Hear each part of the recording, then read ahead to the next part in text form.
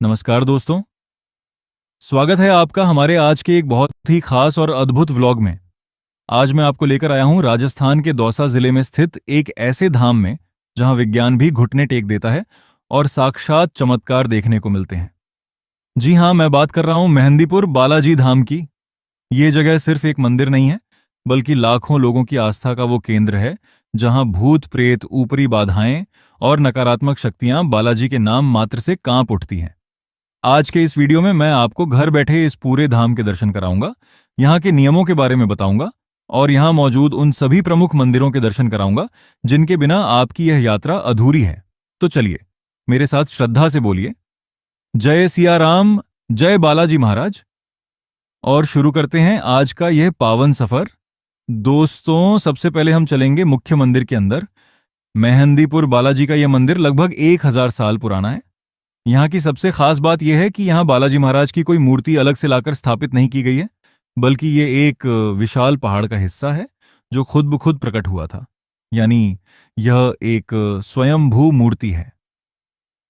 मुख्य मंदिर के अंदर आपको 3 मुख्य शक्तियों के दर्शन होते हैं और यही इस धाम का सबसे बड़ा रहस्य है। पहले हैं स्वयं श्री बालाजी महाराज।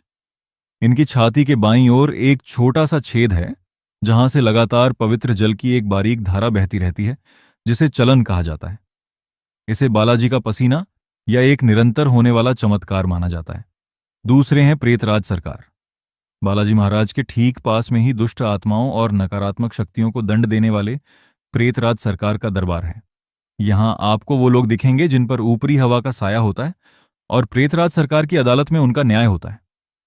तीसरे देव हैं भैरव बाबा, जिन्हें यहाँ का कोतवाल या कप्तान कहा जाता है।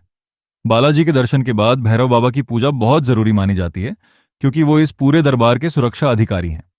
यहाँ भक्त अपनी अर्जी और दरखास्त लगाने के लिए लड्डू का प्रसाद चढ़ाते हैं।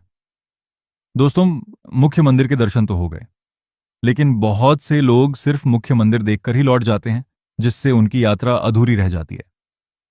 चलिए अब मैं आपको लेकर चलता हूं इस धाम के अन्य पवित्र और प्रसिद्ध मंदिरों की तरफ, जो यहाँ की पहाड़ियों और आसपास स्थित हैं। मुख्य मंदिर से थोड़ी ही दूरी पर स्थित है माता अंजनी का मंदिर, जिसे कनक भवन भी कहा जाता है। हनुमान जी की माता अंजनी का यह रूप बहुत ही सौम्य और ममतामयी है। माना जाता है कि माता के दर्शन करने से भक्तों के सारे कष्ट दूर होते हैं और संतान सुख की प्राप्ति होती है।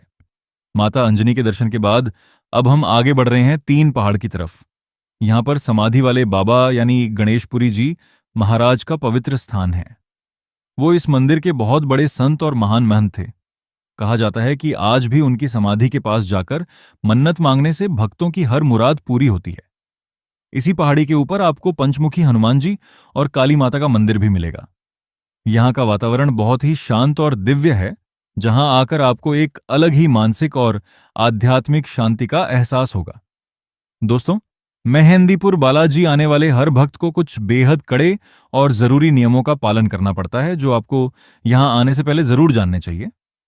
पहला नियम यह है कि यहां से आप खाने पीने की कोई भी चीज, प्रसाद, सुगंधित वस्तु या पानी अपने घर वापस नहीं ले जा सकते। जो भी सामान आप लाते हैं उसे यहीं छोड़कर या खाकर जाना होता है।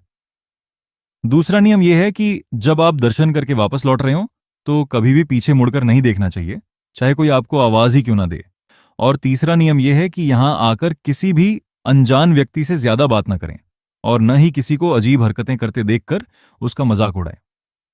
तो दोस्तों, ये थी चमत्कारी मेहंदीपुर बालाजी धाम और यहाँ के सभी प्रमुख मंदिरों की पूरी यात्रा। उम्मीद है आपको ये व्लॉग पसंद आया होगा और आपको काफी कुछ जानने को मिला होगा।